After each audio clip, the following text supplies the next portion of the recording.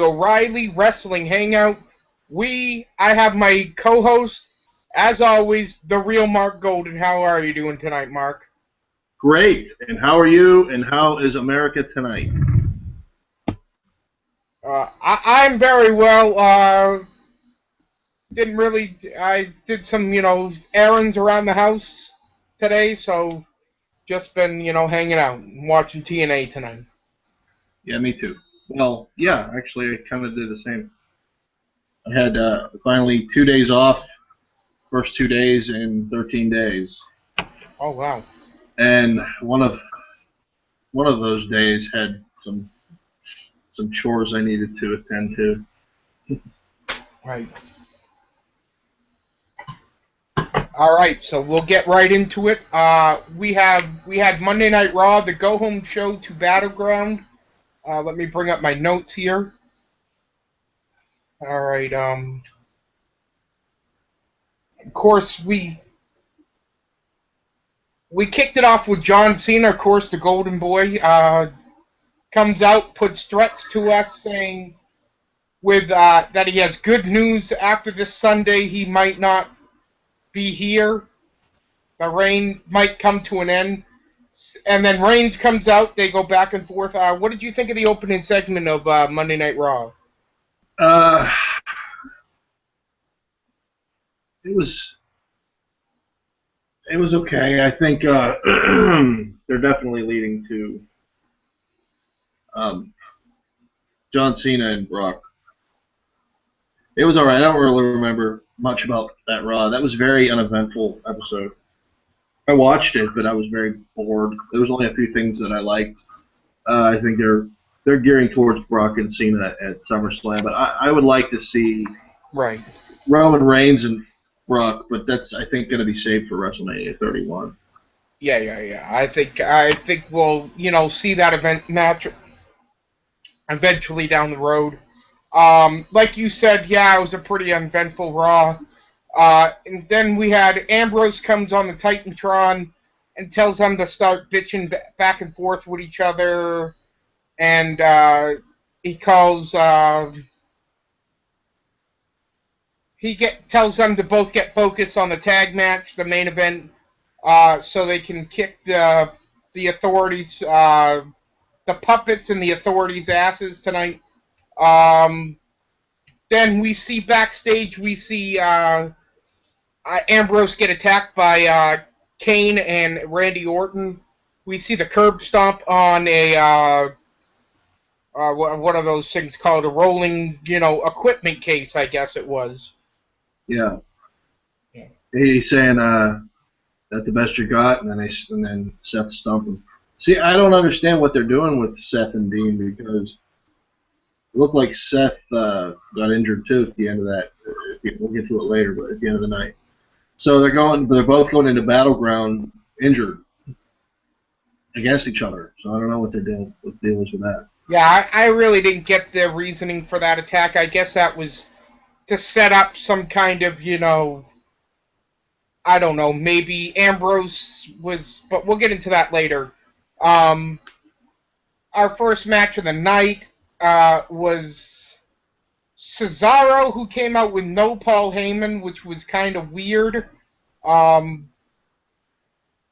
and let's see, sorry. And the announce team said there was a rumor that Paul Heyman was fired by Cesaro, and then they also made note that maybe Paul Heyman quit on him. I don't know. We shall see. Yeah. He seems like he's focused. We had Big E versus Cesaro. Weird match. I don't know why Big E won this match. I don't know what they're doing with Big E. I would have had Cesaro go over Big E in this match, but Because that's just Cesaro's me. gonna Who knows? I'm not a booker. Cesaro's gonna win the Intercontinental Title Battle Royal, and he's gonna have all these pinfall losses leading up to it. So it'll look like he's got a lot of contenders. What do you think about that booking when they usually do that? When they have the guy who might win the championship at the next pay-per-view lose on a Monday Night Raw? They do this a lot. What do you think of this booking? What do I think about it? They don't even think about it, obviously. But I think that it just it leads to doubt down the line. That's the mentality, I think. If the guy who is the heir apparent to winning the championship next loses going into that, that leaves a question of doubt down the line, like, well, so-and-so beat him, so that's a top contender, and so-and-so beat him, he's a top contender. Right. Yeah, Just like, I'm not a big fan of that fucking. Like you said, it puts doubt in the fans' eyes, and it no, makes no, you think. that makes sense. That's what I mean. Is it puts doubt in, like, okay, he's the champ now, but he just got beat 2 weeks and 3 weeks ago. That means there's a possibility of him losing the belt down the line against one of those guys who just beat him. So it's planning ahead for Intercontinental title, I think. So it's not so stupid. It's okay. If he was totally dominant and killing everybody, and then went in and won the Intercontinental title, and then it would be like, what's next? But there's always that. Now that he got defeated 3 weeks in a row by Kofi and Big E, it leads to further matches. If he went in there and killed Kofi and killed Big E, then it would be like, okay, he won the Intercontinental title, but what's next? Right. Do we know how many people are in this battle royal? Was that announced on Raw? I don't remember that. 20. 20. Okay, that's what I thought. I wasn't Yep. too sure. I just didn't want to throw a number out there without, getting the facts.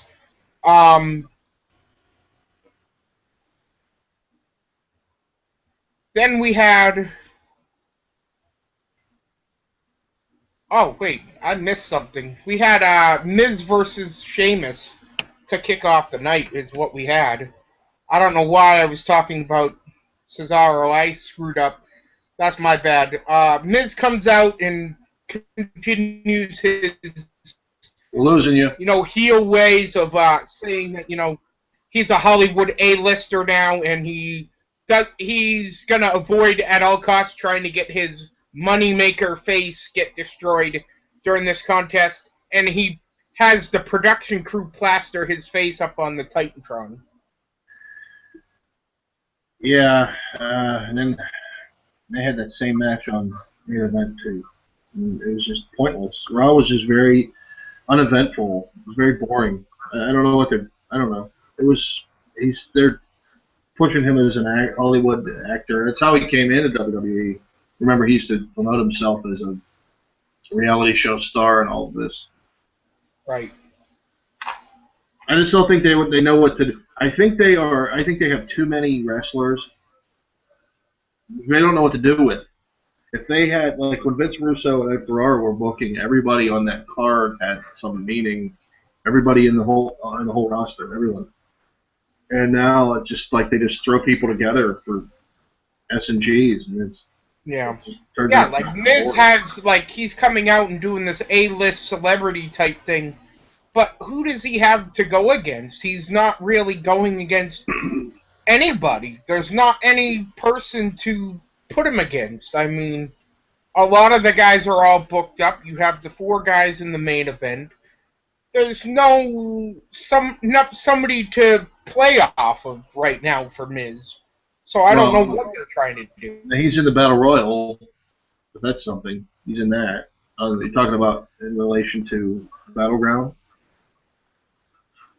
Right. Yeah, he's in the Intercontinental Battle Royal. We're losing you, Steven. You're losing me? Yeah,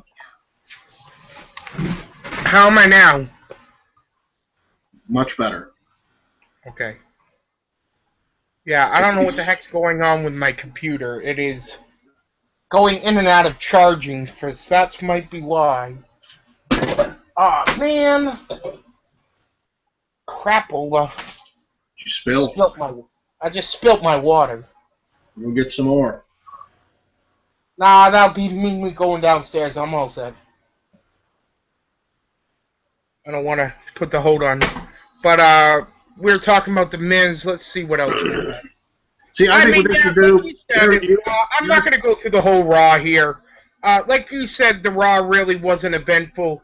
A a lot of it was pretty boring. We had Stephanie and Triple H, trying to put doubt in everybody, I guess is what they were doing. Um, we had the Authority battling back and forth with Battle of Words backstage. Um, we had one of the biggest things of the night was Swagger and Rusev setting up their battle between Russia and USA. What do you think of this feud going into Battleground? It's okay. I think Rusev should crush him, and I think he should go crush Sheamus and be the United States champion. I like that idea. Rusev is anti-American, walking around with the U.S. title. It's perfect. That's definitely what they should do. They could even call it the Ukraine title or whatever. I think it would be funny. It would be good. They should do that.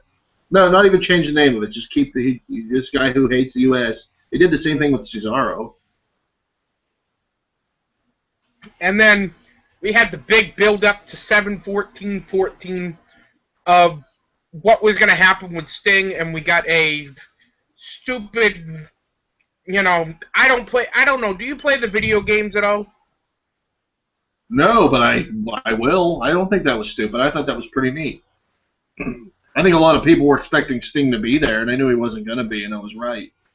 But that promo, that ad was great. That was well done. Yeah. I liked it a lot. I'm just not. I'm sorry. I guess I didn't mean it stupid, but I'm not a big video game player. I used to play them when I was younger. That's what I kind of meant by stupid. I'm not a big video game player, so I'd rather have Sting there promoting the game than the promo. But we got the video package instead. Well, we mentioned before that the thing that leaked online about they were looking for all those actors who were in good shape that could put the white paint on and all this for Sting. And that was what it was for, obviously, and it's not bad. They played violins. It was a pretty badass song. If Sting ever comes in, who knows? I don't know. But I used to play, when I used to have PlayStation 2, I used to play SmackDown versus Raw and SmackDown Here Comes the Pain and some of those games. And now I have PlayStation 3, and I might get that 2K15. How I feel about the new video games is basically, they are the same game every year, basically. Now, I know they switched over to 2K Sports or whatever, and it might be different. The Sting thing, if that's your thing, that's cool. You want to get the game, go right ahead. It's just not my thing. Yeah. I don't know. We'll see. We'll check it out. I might check it out. I might get some of the older ones first, because I haven't played it since SmackDown versus Raw 2006, I think. Oh, boy. I wasted a lot of time playing that.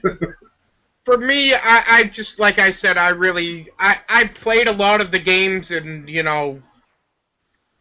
I've never really completed any of them. Some are really easy. I think I completed 2009. That was the last game that I actually went through and completed. And the only reason I did that is because I was out of school and there was nothing else to do, and my buddy helped me do it, so.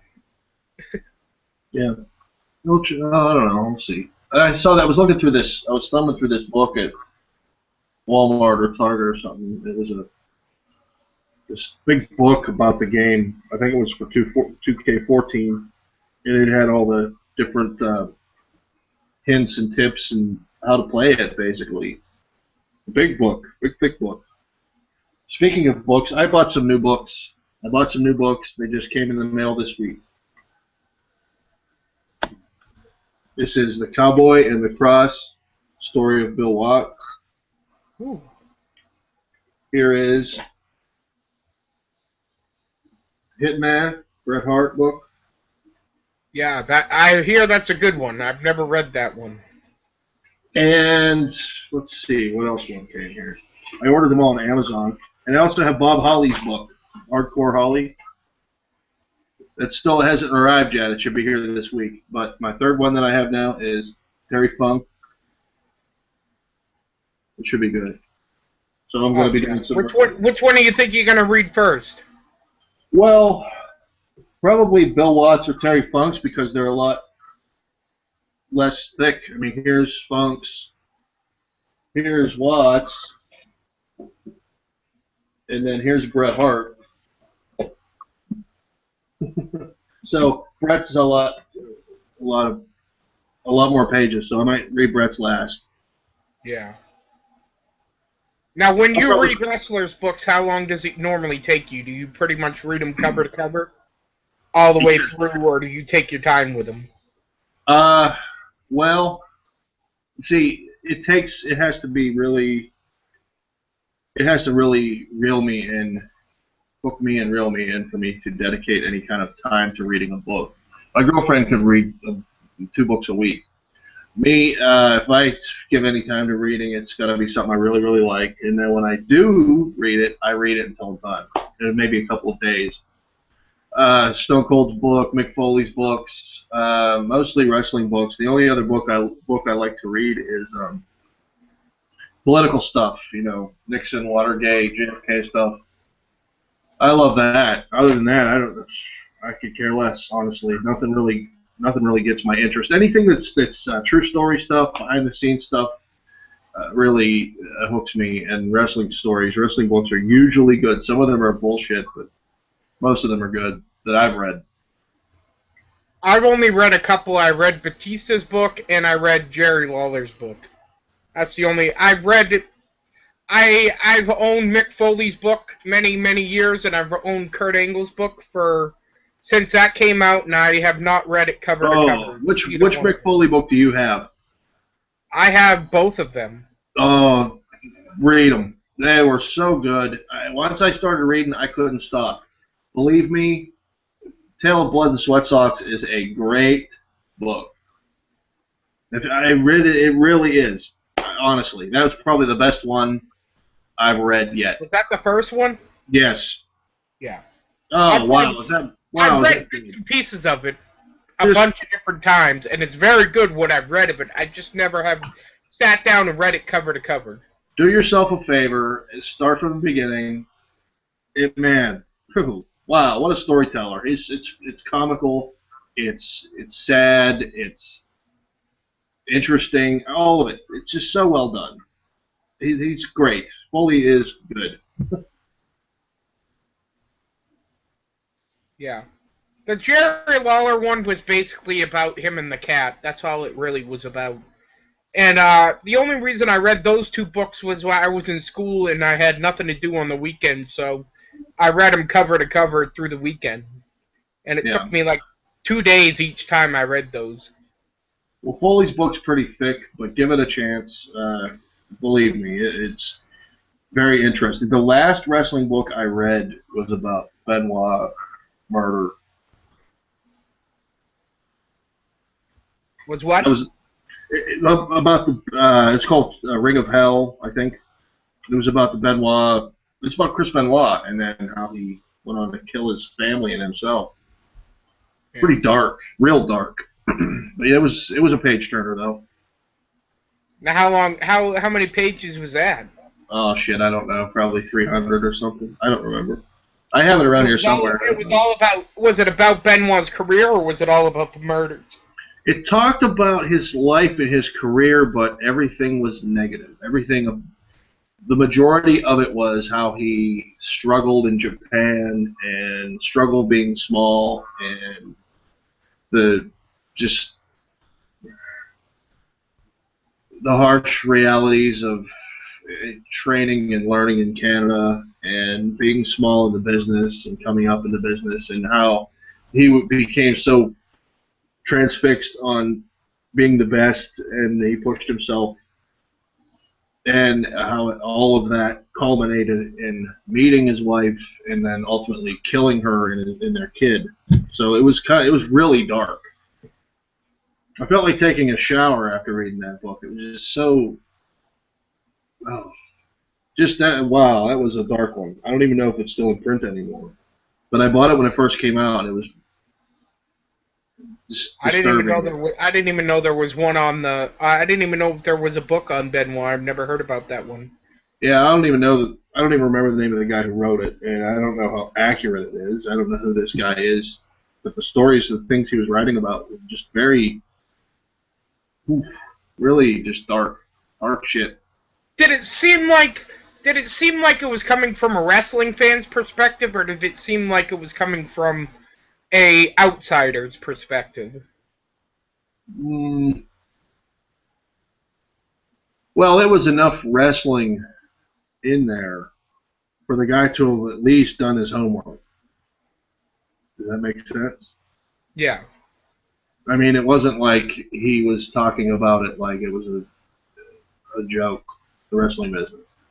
I mean, he talked about it that there's some depravity in it, but he didn't demean it.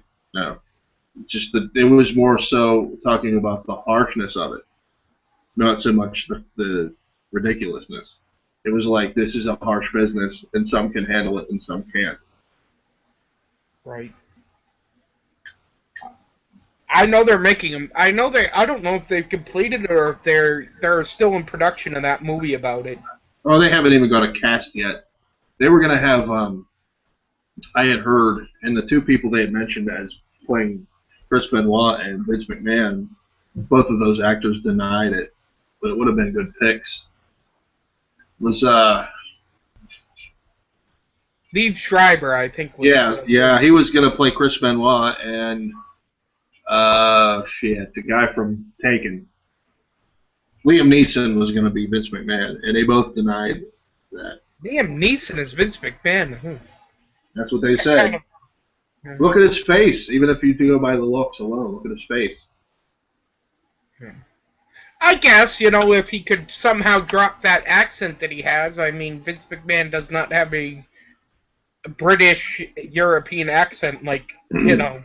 I told you this before, I think. Every English, you got an English actor playing Spider-Man, and an English actor playing Batman, and an English actor playing uh, Commissioner Gordon, and then you have Robert Downey Jr. playing Sherlock Holmes. So it's just how good of an actor you are, you know. But anyway, back to Raw. Yeah. Not much really happened. Like you said at the beginning, really nothing really happened. Anything. I didn't think it was a great Raw. Y2J came out and continued his, feud with Bray Wyatt, and lights go out. Harper and Rowan come in the ring. They chase him up the ramp, and then he's met by Bray Wyatt, who gives him the Sister Abigail's kiss on top of the the stage. I'll tell you, WWE really dropped the ball with this because that's Saturday night, this past Saturday. And I had mentioned this a bunch of times on Twitter. But Ric Flair, there was a lumberjack match at Madison Square Garden with John Cena against Bray Wyatt. Right. And Ric Flair picked all of the face lumberjacks, and Triple H picked all of the heel lumberjacks. And towards the end of the match, Ric Flair got into a scuffle with Wyatt and busted him open. Right. Yeah, bleeding all over his face. So what does WWE do? They shade his face with his hat, pull wide. You don't see it. They're so scared of showing anything like that. In the day, they would have not only featured it, they would have shown you what happened and had a follow up to that. Why they didn't, it escapes me. It should have been on there, and they just didn't. Maybe I don't know. Maybe their philosophy was it had nothing to do with Jericho. That's the only thing I could think of. It should have been referenced. It should have happened. It should have been mentioned. I mean, why was Flair in there punching him out in the first place then? What was the purpose of that? If they're going to do that, follow up on it. You got somebody busted open, should have mentioned it. Flair could have accompanied Jericho to the ring on a battleground or something. Who knows? It should have been mentioned. It should have been referenced. I know Russo and Ferrara would have. They would have not let something like that pass. Something like that happens at Madison Square Garden, and they don't even mention it on Raw. They're so plastic. They're so Walmart. They're so corporate. Now, Anybody how would you have bleeds. mentioned it? How would you have mentioned if you were, If I would have said you have instead of talking about the fucking app every 30 seconds or some drawn out promo with Bray Wyatt and Jericho, they should have said this. This past Saturday there was an incident involving, and make it seem like a news story. There was an incident involving Ric Flair and Bray Wyatt, and show the highlights. They had video of it. Everybody videotapes everything these days. Everybody's got their damn phones out, so there's video of everything. And they could have said, this past Saturday at Madison Square Garden. right? I've seen the video. I'm sure you saw the video of him punching. I've seen it from 25 different angles now. Yeah. They could have said, there was an altercation between Bray Wyatt and Ric Flair. And then they said Flair was coming on that night on Raw. He come out and talked about John Cena's going to win the 4-man match at Battleground. That was it. They should have said there was an altercation between those two. Bray Wyatt's not here tonight or something. Or who knows where Bray Wyatt is. Flair comes out for his thing, talks about the Fatal 4-Way match, and then Bray Wyatt's thing comes on. He's out there blowing out his oil lantern and then comes out with his LED lantern. And crowds Flair. They're surrounding the ring. He could say something like, you made a mistake. You're going to live to regret it, whatever. And then have Jericho make the save. And then have Flair accompany Jericho to the ring at Battleground. I mean, come on. It's Right. That would have been great. I love your idea, Mark. But there's a lot of fans out there that are casual fans that don't go on their website and don't read the websites and wouldn't have known what that was about. So that's the reason. If they would have shown the video of Flair punching his face in, then you would have had at least a reason for that, right? Right. He busted his eye. His eye was swollen up, and of course their crack Hollywood makeup team had to clean him up and make him look presentable. That's dumb. That's just stupid. That's such a waste. They should have just came out and showed his eye, all, swollen up and. You could say, Ricky Flair, look what you did to me. Look what you did to me, Ricky Flair, and all this. I'm going to make you look a lot worse. Whatever. And then have Jericho make the save. He accompanies Flair, or Flair accompanies him to the ring at Battleground. Why not? Bray Wyatt knocks him out. He gets hauled off. They have their match. Yeah.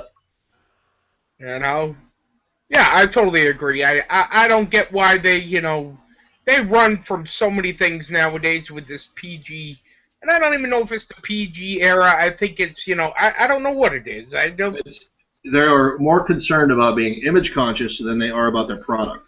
It doesn't matter how shitty the product is, as long as they come off smelling like a rose.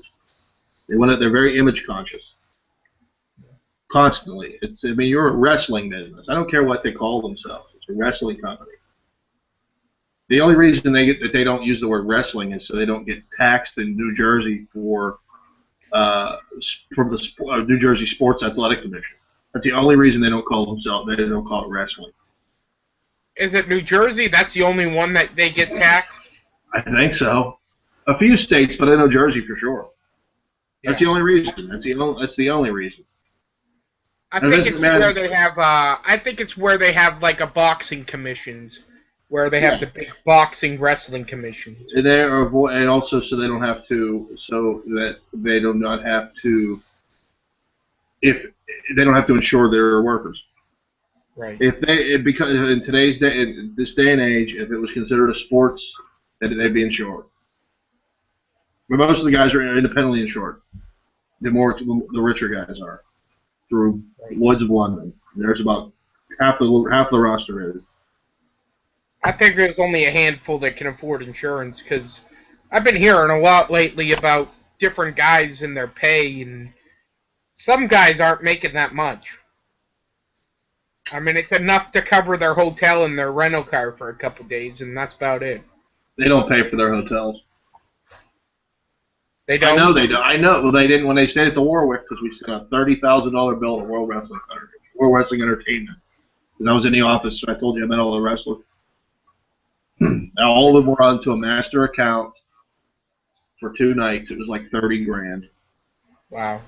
And it was sent to World Wrestling Entertainment, and like 3 months later, accounts receivable sent the office a note regarding all the overdue bills, and World Wrestling Entertainment was one of them. They hadn't paid the bill for 2 months or so. Right. I'm trying to think if there was anything else notable. Can you remember anything else that was really notable on Raw? Yeah, I thought Seth Rollins hurt himself, or hurt his ankle or knee or something at the end of that Right, match. yeah. But I read that he gimped to the back, but it was work. It was an act. So I don't know what the deal is. Who knows? Yeah. That was all that stands out. I don't know what else happened on that show. It was terrible. It was boring. And it's 3 hours and it's too fucking long. And sometimes halfway through Raw half the time I don't care anymore. Oh, I'm totally with you there. I thought tonight watching Impact was a lot more funner. 2 hours, it's boom, it's in your face, and you don't get that drag with the 2 hours. I don't feel like, in that second hour, it's like, oh, I got 2 more hours to go. Yeah, it shouldn't feel that way. When you watch a wrestling show, it should never feel like you're trying to get through it. When you're watching anything, if you watch anything, if you watch a movie, and you feel like, oh God, it's dragging, then it's not interesting to you. If you're interested, then the time flies. The time should fly. Yeah. Just like reading these books I mentioned. If you can get through a book that you really like in a couple days, you really like it. I mean, if you watch a wrestling show or a movie or a TV show and it just is time stood still, then it sucks. It's boring, and they don't care. Again, I say look at McDonald's. It's the shittiest hamburger you will ever eat, and it's 9 billion served. They don't care. They're not going to change their recipe. They'll add some day-old salad or some disgusting yogurt or whatever, but it's the same shit.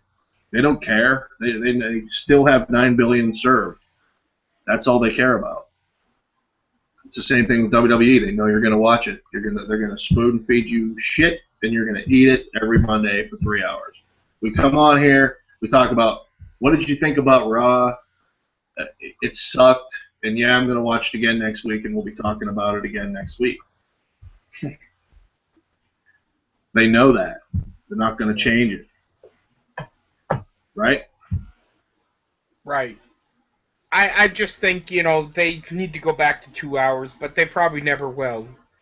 I don't know what it's going to take for them to go back to 2 hours. What do you think it would take for them to go back to 2 hours? It would cost them a lot of revenue because they're already got to a certain point with the last 3 years. The ratings haven't dipped enough in the last 3 years since they went 3 hours. Right. Was it 2 years or 3 years? I don't know. I can't remember when they switched over to. But it hasn't. The ratings stayed. The ratings stayed the same. It was when they went. I think it was before the 1,000 episode. I think. I have no idea. Probably 2 years or something. I don't know. Anyway, if the ratings took a major dip, then they would scale back.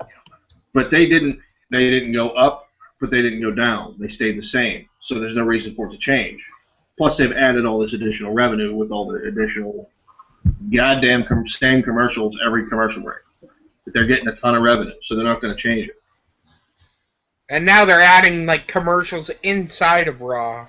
And you know what else they should do? They do. You know what else I was thinking about too? Is main event is exclusive to the network. Okay? Main event is as boring as Raw. Main event should be like in your face. You've got to see this.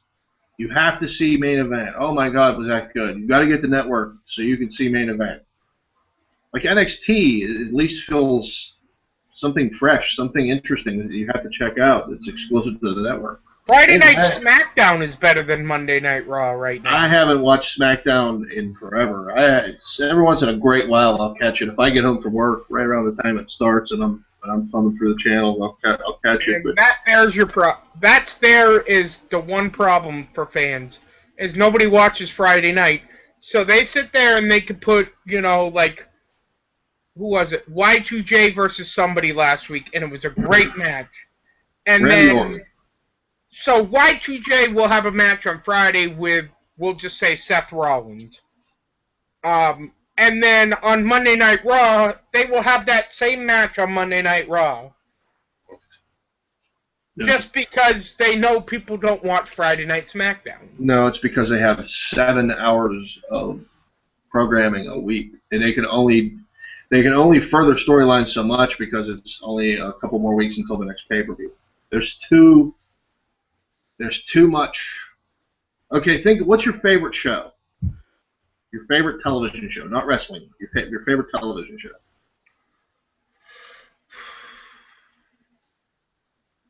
I like a show called Rizzoli and Isles. Okay. Now, if Rizzoli and Isles had 7 episodes a week, or 8, okay, they would either have to have so much shit happening that you wouldn't be able to pay attention to what was going on. They would have so many murders and so much crime solving that it would be just a blur, or they would have to drag one main murder out or 2 over the course of that week.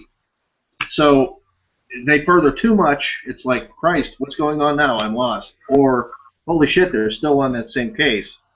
So when you have that much TV a week to fill, they can't go too fast because they'll rush past their goal of that next pay-per-view, and they can't go too slow or you'll be bored to tears. So it's a weird place to be in. They have just simply too much original programming each week. Too much. Entirely too much. And I'm not talking about the network. I'm talking about Monday Night Raw. That one time when Rock was feuding with John Cena, it was 3.5 hours. I was struggling to stay awake to finish watching that. And nothing happened. There was no payoff. It's like going on a really bad date and you don't even get a hand job. It's like, what was the fucking point? So they paid off at the pay-per-view is what yeah, that's right. 3 hours. They want you to, back then they made you pay the $60 to get your payoff. You watch, man, it's changed. Business has just changed. I don't know. I'm old school, man. I like the way it was, and I didn't realize it until those times have changed. Now I miss it a lot because now they just don't know how to do it anymore. They go to they put their wrestlers through. Okay, if they sign a guy who's an established wrestler, why do they need to go to a training center? They're already an established wrestler. They have to go to the WWE Performance Center to learn how to perform the WWE way. That really sucks. Learn how to face switch the hard camera and what facial expressions to make. Just so screwed up. If they have wrestlers, let them get in there and do their thing. Why you gotta get Kevin Steen coming in? You're gonna send Kevin Steen to the Performance Center. Give me a break. Right. Yeah, that's a little ridiculous. He can wrestle circles around. Now, the one I know they're going to send to the Performance Center is Kenta, the guy that they just signed from Japan. Kenta Kobashi could stretch every guy in that fucking company. Why does he need to go to their performance? I'll be honest with you, I don't watch the Japanese stuff. I don't have access to it. I'm not saying that it's not good. I just don't have access to it. Okay, then why do you need to bring any established star in there if all you're going to do is change them to be all cookie cutter? Why bother? I don't know, but from what I read, he's willing to go to the Performance Center. But I think it is, I know that they're getting them work the WWE style Well, what But does that you even mean? also, What does that even mean? And Kenta Kobashi's in his mid-40s. If he's not 50, he's probably going to go to train there. Not train himself. He's probably going to be a trainer. right. But what does that even mean, the WWE style? I hear that said a lot. What does that even mean? I read it so much, and I honestly couldn't tell you what it means. It's bad acting and different facial expressions. Pretty And much. learning to throw somebody out of the ring in time for a commercial break. Yeah. Which camera to stare at. Yeah. Those long soap opera stares. I mean, is that the WWE style? Right. Don't mention wrestling. Referees have no name. There's no rules anymore.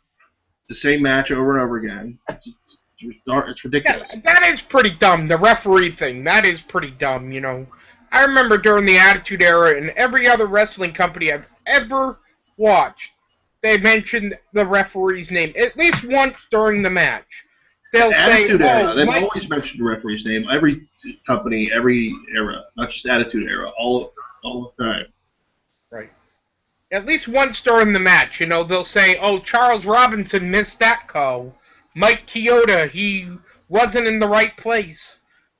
You know? Do you watch any sports? Yes. All right. Do they ever mention the official's name? You know they do. Yeah. Usually, they usually mention, like at baseball, they'll mention it. They have a list of the umpires that are calling this game, and like if something happens, if a controversial call, they'll say, just use one of them that I know, John Hirschbeck. They'll say John Hirschbeck really missed that call. He screwed Okay, that exactly. up. It legitimizes the business. It legitimizes what they are doing. Having an official, having a rule, someone to maintain the rule set. Like, I know a lot of the older guys, and I know the guy that's been in there for a while, but all the other guys I really don't, know for referees. Yeah, but okay. My point is that they have a name. That you know the different officials. You always did. In WWE, WCW, all the companies, you always knew who the official was. It's such a whenever they hand out their corporate memo, and one of the things is you do not mention the officials by name. I mean, that's bullshit. That is bullshit. And that's why I insist that all these other companies, other wrestling companies, must survive. Because if they don't, WWE is going to ruin the wrestling business. I mean, they obviously know that people care about old school and love tradition and the classics. Otherwise, they wouldn't have all of that shit on the network. Right. So they know people do care and they do love the way that it was. Right. And I don't know who's making that call. Do you think that's Vince McMahon doing that, or do you think that's some other guys in the company making that call not to call the referees out by name during the matches? It's Vince. You think it's Vince? Yes, of course. Well, Triple H is old school. Triple H gets it. He grew up a fan. So any of the things that you see on wrestling that are classic style, like NXT, to me is classic style. It's not WWE. Yeah, you never hear him talking about Vince McMahon being at NXT. I mean, you always hear Triple H is at NXT tapings, That's a shoot. That's a shoot because that's his baby. That's his invention. That's his creation. That's his brainchild. Yeah. Yeah. But I think Vince McMahon is the one that got rid of blood. Vince McMahon's the one that insists that the announcers don't call the matches, let alone use the names of holds. And he's also the one that insists that they don't mention the referees' names. I mean, what are they trying to do? What's the ultimate? What are they trying to protect everybody from? What are they trying to change? Again, I mean, it's a referee. A referee does what? They call sports events. The same reason they don't call it wrestling anymore, so they don't have to pay a fucking insurance or taxes. right. I mean, yeah. I mean, I don't get it myself. I think if the day comes that Vince McMahon ever gives up control, I think a lot of things will change once that happens. I hope. I don't He think won't. everything will be great, wonderful, but I think a lot of things that Vince McMahon does will be erased, and a lot of things will be brought back as well. I don't know. We'll see. I think he'll be around till he's dead. I think he'll have his thumb in it until he's dead. I mean, how old is the guy right now? 70? Uh, at least he's 71 or so. Yeah. Yeah, yeah. I knew he was up there, but Late 60s, early 70s, about that. yeah. But he's in great shape. He'll be around a long, long time. Yeah. I like Vince McMahon. I got nothing wrong with him because he's had a lot of great times too. It's the current. I think it has a lot of the things that we bitch about with wrestling in WWE specifically has a lot to do with the fact that they are a publicly owned company, a publicly traded company. And they have shareholders to answer to who don't know what the first thing about wrestling is, but they own stock in it because it was a moneymaker for a long time. So when you have majority shareholders who, it's like when WCW was hot and they had to answer to the Turner corporate. To no blood and no violence and no swearing and no tits and ass and no this and that. And that was what was hot at the time. But it's a fact that it's a publicly traded company, and they have to watch their P's and Q's. It's like anybody says a swear word on a show or uses a racial epithet or a homophobic slur, and everybody goes ape shit because if something like that is said or done on a show that has corporate sponsorship, then those companies will boycott that company, that program. They stand to lose millions, and that's why. So if somebody does if you go watch Monday Night Raw and somebody gets their face split open, there's blood everywhere, or someone dies in the ring, or somebody's tit falls out, or somebody whips their dick out in front row. I mean, they're in deep shit because whoever's on any of those corporate sponsors that are on any of the commercials you see 500 times in an episode of Raw will pull their sponsorship and they will get public to boycott that program. Yeah, well, I don't remember any dick popping out during the I'm just saying, it's a live program. Right. You got somebody in the front a lot row. of middle fingers in the front rows, and I remember, some boobs popping out. That's what I'm saying. People are tested. People are fussier and pussified than ever. So if somebody sees something like if the camera's in the front row and there's a brawl on the floor and some asshole drops his pants or something. Yeah. The first sight of somebody anything like that, or somebody says fuck, or says the N-word, or calls someone a queer, or a tip comes out, or any of that shit, man, they gotta be careful. So they're not going to write a show that's edgy. They're gonna be as milquetoast as possible, and still keep us assholes watching every Monday. And guess what? No matter what shit they make, we still watch it every Monday. That's the bottom line.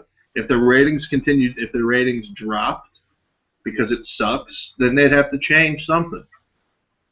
But they're not going to change it as long as they stay in that mid-3s or mid-2s. They're content with that. They're content. They don't have anyone to compete against. There's no one at the risk of putting them out of business. They're going to continue to stay the course and mediocrity will hold sway, as Patton Oswalt said. Right. Now, thinking about TNA, do you think TNA, without, do you think they could be a viable, competition someday? No, I don't think anybody should worry about competing with WWE. I don't think any company should ever worry about that. But the only thing a wrestling company should worry about is having a good show that keeps an audience. Nobody should ever. If you're talking about Monday Night Wars, that's over. It's done. It was a nice time, and I'm glad I was a fan during it, but it's over. It's never going to happen again. The business has changed so much that I couldn't think of anything that any company could do that could compete with the WWE. WWE is above and beyond. So if you're a wrestling company, you're TNA or Ring of Honor or Jeff Jarrett's thing, just do your own thing. Be yourself. Put your show on, get an audience, get a following, and put on the best damn show you can. Get wrestlers work that are out of work. Keep eyeballs on the show. Get wrestling fans interested in it, in the product. That's all they need to worry about. Fill an ass every couple feet, or what is it, 18 inches, and enough numbers to keep you sustained on the network. You don't need to worry about competing with WWE. Do your own thing.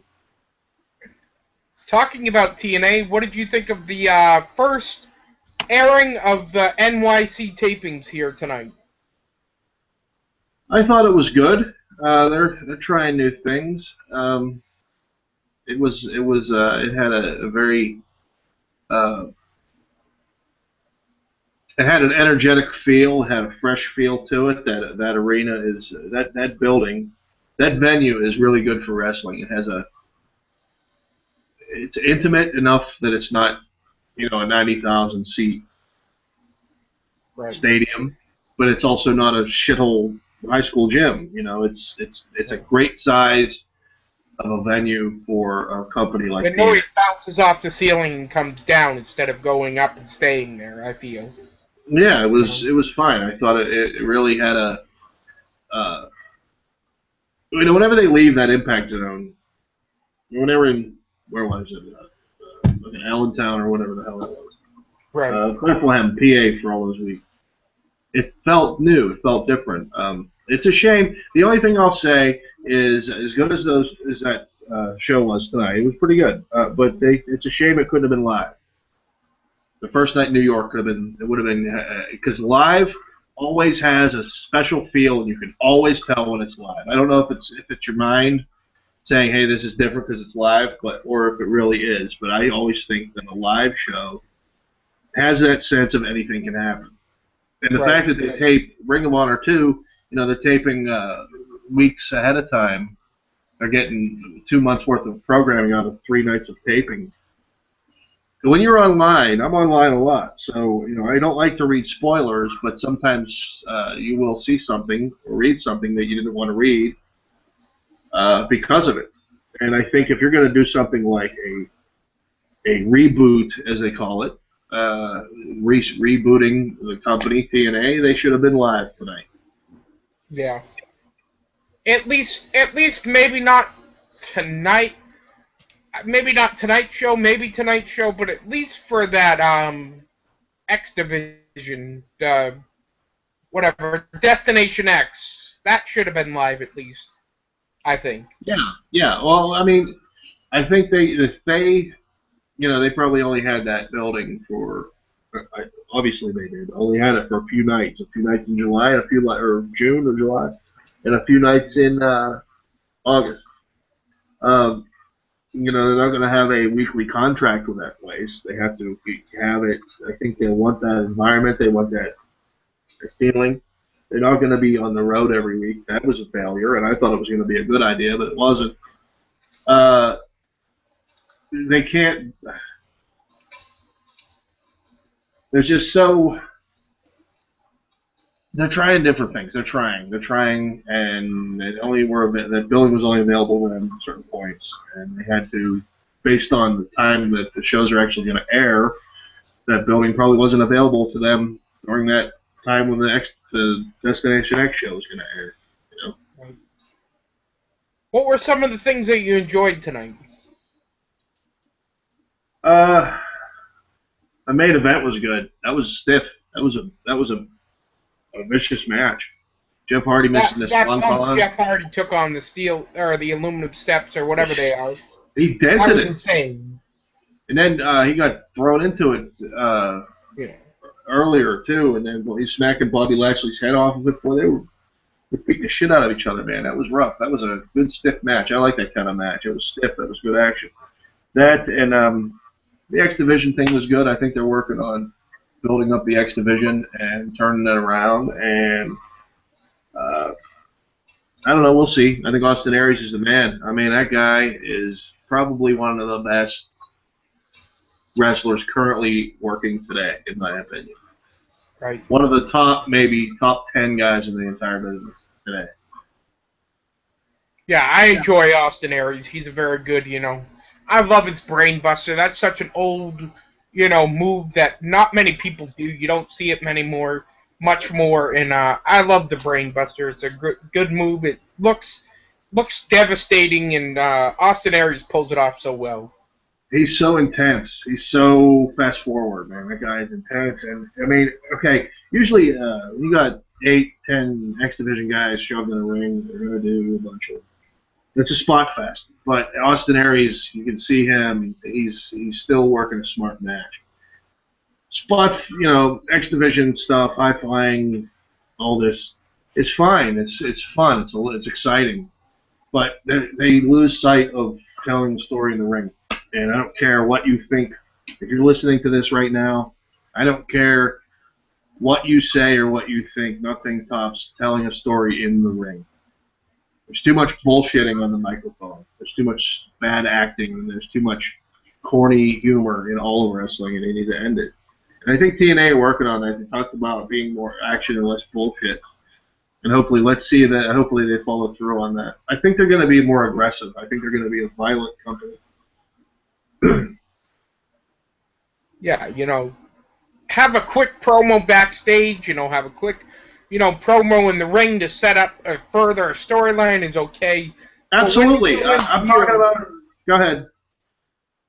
When you go into your 35-minute promos, it just drains you, It just, One guy's okay. First of all, I say take the interviews out of the ring. They need to stop that. You got someone standing in the ring, and he's yelling at somebody up the aisle. And this is what I think about you. This is what I'm going to do. And this is this. And then he takes his turn. Let me tell you something. They're yelling at each other up and down the ramp. It's so just repeated. It's over. It's dead. It's lame. I've had enough of that. It's a waste of airtime. You got to sit through a 3-hour Raw and watch two guys argue about how they're going to kick each other's ass. Get in there and kick his ass. I mean, come on. Get in there. What are you waiting for? I'm going to do this to you. Oh, yeah, well, I'm going to do this to you. Oh, yeah, well, I'm going to do this to you. Oh, yeah, well, I'm going to do... I talk and then you talk and then I talk and then... Who the hell does that? I mean, if that was...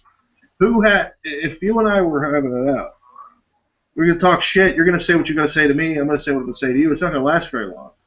Eventually, somebody's going to come... We're going to get into punching each other. Exactly. And so we're going to stand there and bicker for 20 minutes. It's so dumb.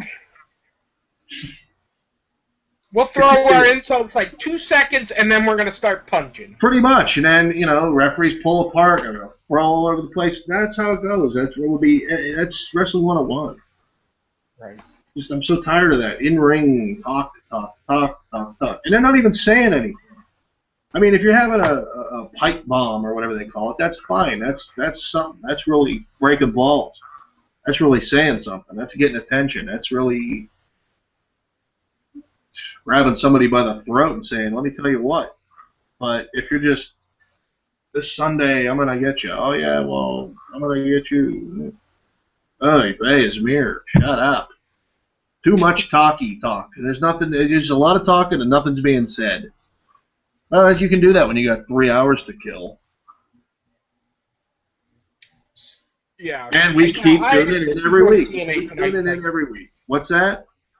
Oh, sorry. Go ahead. Sorry. I was just saying, we keep tuning in, so they're not going to change it. That's the thing. McDonald's, 9 billion sold. Keep that in mind. Every time you bitch about Raw, every time you think Raw sucks, think about McDonald's, because it's the same premise. I'll admit it. I'm a loser, and I have nothing else better to do on Monday nights. Well, I watch it out of habits. I've been watching wrestling since before you were born. So I watch when it is on. I watch it. I don't care what it is. I watch it. I'm a wrestling fan. But I still bitch about it. But I still watch it. So I can't say anything else. Getting tired. No, I don't know. Well, let's get to it here because I'm gonna get going myself. Yeah. Yeah. Well, I don't know. TNA was good. We we ended the show with Devon returning. We had the the suspense of Dixie Carter maybe going through a table. I don't know what they're doing here. I'm not a big fan of Dixie Carter. She's trying to be like this. She was good once she stood backstage, but once she started trying to become a TV star and trying to be like the Stephanie McMahon of TNA, I'm just not a big fan of her. I think the ultimate payoff to all of this will be uh, Dixie going through a table, and that will be the ultimate reboot. She's gone. Right. Bully will put her through a table at some point. Crowd will go berserk. She goes through a table. In fact, I know that happens because I listened to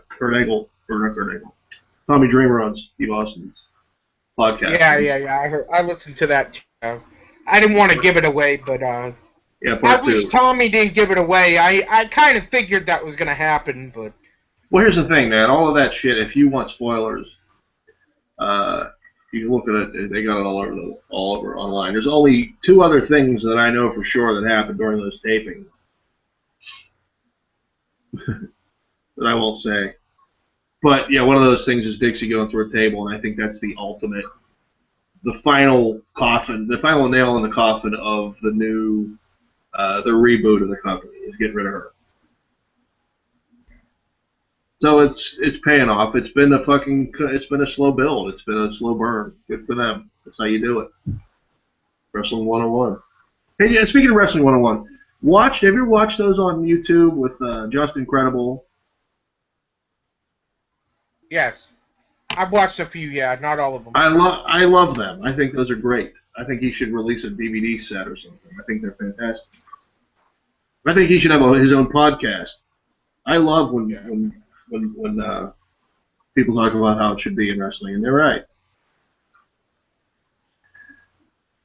Six-sided ring, I was nonplussed. Whatever. It's big. It's neat. I voted for it. I think it's. See, I am old school. I am a traditionalist, but if you can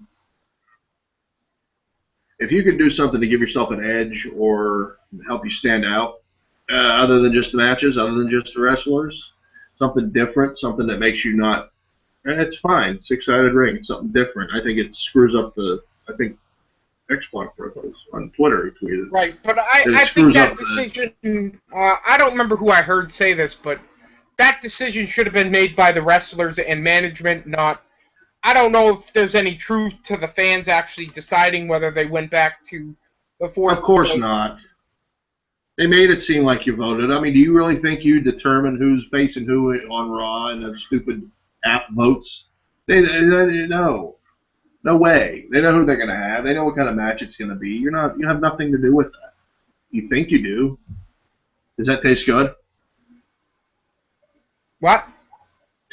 Nothing. But nobody, the vote has no bearing on that. They were going to do it anyway.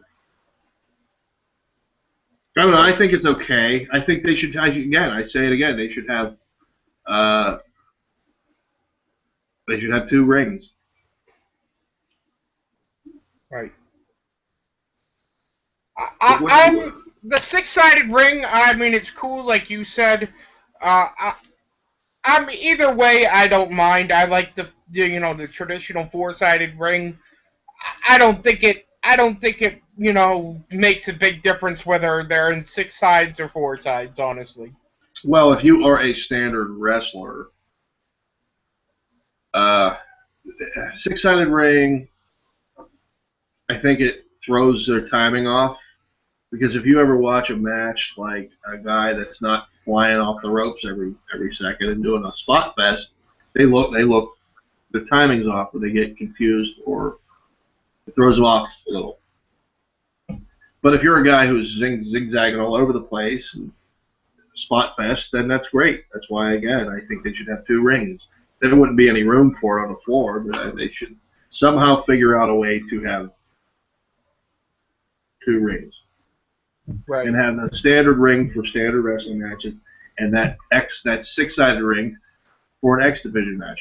The Ultimate X, or that big X in the center, they don't keep that thing out for every match. It's only for an X Division match, right? Right. And like I think I've mentioned this before, I've heard on a lot of podcasts that that six-sided ring is a lot harder to bump in, and it's harder on the wrestlers' bodies. So it's Sure. The just the ropes way is the all. angles are of the ring. It's a lot It of the wrestlers were glad they went back to the four-sided ring. well, I think they should again. It's another instance of it's neat and it's it's edgy. It gives their product a fresh look, but focus on your work. Focus on the work. Focus on the writing. Focus on the show. Focus on the product. Focus on the future. Focus on your show. Focus on your matches. Doesn't matter what kind of ring you have, Right. or it doesn't matter what stupid ass backstage segment you run. Yeah. I only have a few more things here, and then we'll end the show tonight. I was listening to Jim Cornette podcast today, and he had Lance Storm on there. Oh, that would be And we were good. talking. Send me the link. I want to hear that. Send me the link. All right. Yeah. Lance and him were one thing that they were talked about was how kayfabe does not exist anymore Yeah. in today's wrestling. They both admitted at the how wrestlers back in the day would eat at separate places and they would go to separate hotels. They both admitted that doesn't work in today's. But like, all right, say we're having a feud, all right, say we're pro wrestlers and we're on the big stage, and I just you just beat me, all right, in a match. So you send me back a tweet saying, "Oh, we had a good match, I beat you, but you're a good wrestler." And then they go on Raw, and then we both go on Raw, and we insult each other. It doesn't make any sense, That's what they Yeah. were saying. Well,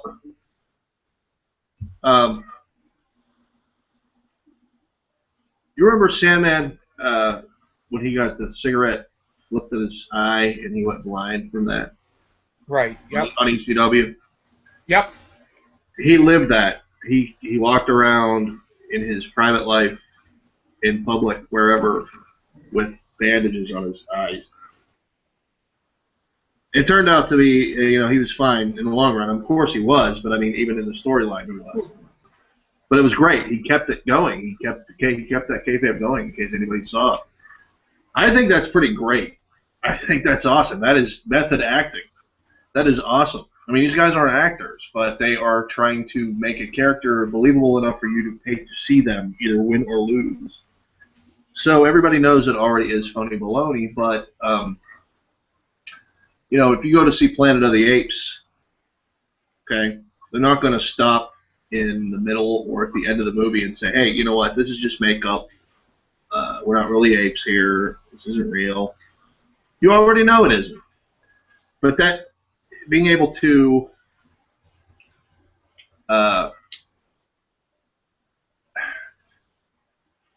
watch something and shit, how do I put this?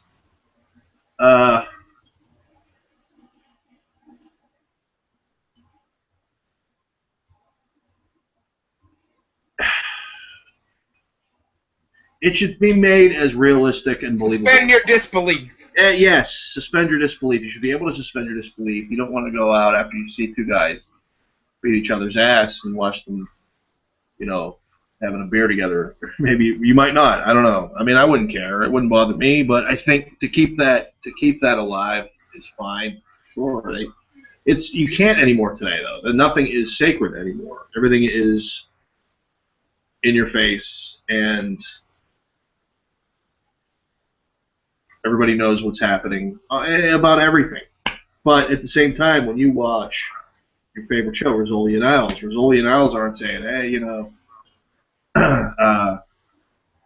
we are not really forensics detectives. We are actors. Okay, you don't need to tell me that in the middle of the show, or you don't need to Right. expose that at the end of the show. Let me enjoy it while I'm watching. I want to see how this story unwinds. Give me this. Give me that hour each week. So the desire to make sure everybody knows it's fake. What's the purpose? Everybody already knows it is. So let us enjoy it for what it is. Right. You know, you think about every movie you've seen. You still, if you got mad at a movie or scared or laughed, you don't want that taken away from you. I'm not going to stand there as you're enjoying a movie and say, "Oh, come on, Steven, this is bullshit. You don't believe this, do you? You know it's not real." You're going to tell me, "Shut the fuck up. I'm enjoying this fucking movie. It's good." Right. Right. I So hate people that do that shit. Yeah, it's the same. It's the same idea. Why is wrestling any different?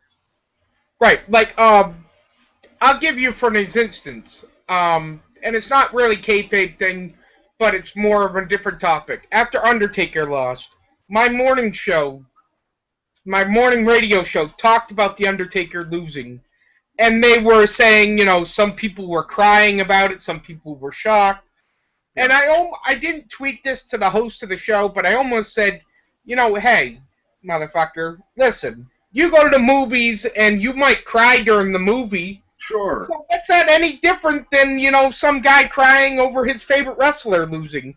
The movies are predetermined. They know when they make a movie, they know what guys are going to die. They know who's going to kill them. All that stuff's predetermined. So it shouldn't be making any more difference if it's wrestling, Well, when I was reading something at the time that the Attitude Era was hot. I was reading an article by some dipshit newspaper guy who was talking about how, oh, I liked my wrestling when it was good and fake. Now it's too realistic and too dark and too edgy. And at the time, before then, during the time he's talking about when wrestling was fake, everyone was like, oh, this stuff is fake. Oh, Honky Tonk Man and Bushwhackers, it's so corny and so fake and so stupid. So then whenever they turned it into being something that was dark and edgy and real and intense, it was like, oh, this is too intense for our eyes. We liked it when it was fake. Well, wrestling is highly scrutinized for some reason. Everything that they try. I mean, we're fans. We watch it all the time, so we can kind of say whatever we want because we always watch it. But somebody who doesn't watch it all the time shouldn't probably comment because they don't know what they're talking about. Right. So when somebody's like, well, I liked it when it was phony, we're the same people bitching about it because it was obviously phony. But I think that, and this is a thing that I have no problem with Vince Russo, but when he was writing WCW, they would actually reference the fact that the show had writers. I mean, why would you do that on the show? I mean, that's ridiculous. I never understood the purpose of that. Anything we all know there's writers. We all know somebody's writing this. Like they're not like Rizzoli and Isles aren't like stopping in the middle of checking out a dead body on the middle of Fifth Avenue and saying, "Well, I got something to say here right now. I'm really pissed off at the producer and the writers of this show." That was what they were doing on Nitro in '99 into 2000. Right. I remember thinking to myself at the time, and I was a fan of it. I watched it. I didn't care. I liked it, but I thought, what the fuck is the point of that? I mean, really? Right. If somebody that wasn't a fan walked in, you would have to explain that to them. There is no show. I mean, it's okay. We get it. It is not real, but let us. Anybody who agreed with that also has their favorite movie, and nobody in those movies or shows were stopping in the middle of the movie or the show and talking about how this is not legit, and I have a beef with the person who wrote this, and oh, wow. I don't understand that. That's just nonsense. That is absolutely nonsense. Nothing you watch. People watch movies and TV shows. No one's ever saying to you this isn't real. You already know it isn't. Enjoy it for what it is while it's on. Even reality shows are not real. Of course they aren't. I met a guy who was a producer on one of them, and he said they give them bullet points. You're gonna go do this. You're gonna do this. You're gonna do this, and this is how it's gonna end. And that's what they do. They give it. I mean, it's not scripted word for word because I mean they got a bunch of simpletons on there, vapid idiots who just say amazing 100 times in an episode. It's just the same dumb shit, and I cannot stand reality programming. There's maybe 2 or 3 reality programs that I've ever enjoyed and watched more than once. The majority of them are garbage. And what one was those, if you mind me asking? Uh, I like Tough Enough. I liked. I've been DVRing Broken Skull Challenge. I haven't watched it yet though. I liked Redneck Island. I liked. I like Kitchen Nightmares and Bar Rescue. Bar Rescue. I I love like. Bar Rescue. Bar Rescue's awesome, man. I That's love not even. Tom Topper. That's to me not even a reality show. To me, that's like it's almost a documentary. Yeah. You know, because it's I not like mean, yeah, there's any. there's probably shit they throw in there to make it spicy, but, you know, who cares? It's still entertaining. I love when John Taffer goes off on somebody, you know? You know what? I think that John is legitimate enough, and so is Gordon Ramsay. That they're not going to do. They're going to be part of a project like that that doesn't have a legitimate ultimate goal. Yeah, that's true. I remember they had an interview on the same morning show I listen to all the time with John Taffer, and I think he mentioned, you know, there's not much, if at all, any stuff. I guess I'm going back on what I was saying, that, you know, there's not much on his show that is, you know, thrown in there to spice it up, I guess, is what you would say. Sure, I'm sure that if any arguments happen, they're going to put emphasis on that. They're going to focus on the argument or yelling and screaming. Yeah, Right. but it's not like it didn't happen organically. You know, he's a hot-tempered guy. He knows his business. He's upset when he sees filth and people squandering away One their of my money in their favorite business. episodes was one bar that they had a horse in, and he goes, Yeah. "That horse just took a shit in this restaurant." Yeah, but I mean, the guy, it's funny stuff, but the guy knows his business. He's passionate about it. So when he sees lazy, uh, disinterested owners who are squandering their money and wasting away their business, they're calling him for help. And then he comes to help, and then they fight him every step of the way. Sometimes, sure, I'd get mad too. They're out back smoking a cigarette. Yeah, or the one with the lobster tank, and the lobster was all half dead, and oh. Yeah. Yeah, there's a lot of nasty stuff on that show. Same thing with Gordon Ramsay's Kitchen Nightmares. I love Kitchen Nightmares. I thought that show was great too, and I even tweeted to Dapper if he knows Gordon Ramsay. He said no. He'd like to. They make a great team going to a kitchen. They go to a restaurant / bar. And John could tear up the bar, and Gordon could tear up the restaurant. That would be something. But no, I think wrestling kayfabe. When you have something like the internet, it's kind of like spoilers. It's kind of like you get spoilers about movies, spoilers about TV shows, all the time on the internet, on IMDb, on MovieWire, all these sites that have spoilers and stuff. Wrestling's no different. Wrestling is not safe from that. So you can't maintain entirely. The audience has become too sophisticated Right. to be okay. Here's the difference, and I'll tell you here's the difference. If they can get somebody to come in, or they can have a spot in a show that can be completely like Undertaker. There's a perfect example. The WrestleMania streak came to an end, and nobody saw it coming. People weren't even screaming. People weren't even booing. Jaws hit the fucking floor. There was great. Yes, that guy. There was a prime example of how a kayfabe can still, all of those smart marks in that fucking crowd, everybody was in shock. If CM Punk returns on a Battleground and blast somebody in the face if they go to sleep or something. The crowd would shit its pants. Goes on tight. If John Cena turns heel and Paul Heyman is his manager, the crowd would go ballistic. That would be awesome. I'm just saying. If things become less predictable, then kayfabe would be still when there's, as they call it, a swerve or a twist. Swerves are great if it makes sense, if it's logical. And in that case, when it happens, like when the Wyatts jumped on Jericho, that was the first time I've ever heard the Wyatts boo, ever. They hated them for that, for attacking Jericho. If something happens that isn't predictable or you don't see coming a mile away or read about 2 months ago, then of course the crowd is going to eat it up. You're not going to sit there and say, this is fake, this is fake, this is... They're enjoying it, that moment. They're enjoying that moment, that moment. And I know wrestling was fake for 20 of the 30 years that I watched it.